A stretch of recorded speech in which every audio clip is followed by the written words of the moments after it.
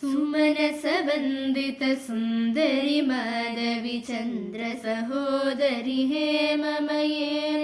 मुनिगणवन्दितमोक्षप्रदायिनि मञ्जुलभाषिनि वेदनुते पङ्कजवासिनि देवसुपूजित सद्गुणवर्षिणि शान्तियुते जय जय हे मधुसूदन कामिनि आदिलक्ष्मि परिपालय माम् ऐकलिकल्मषनाशिनि कामिनि वैदिकरूपिणि वेदमये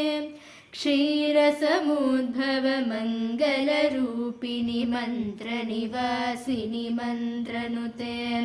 मङ्गलदायिनि अम्बुजवासिनि देवजनाश्रितपादयुते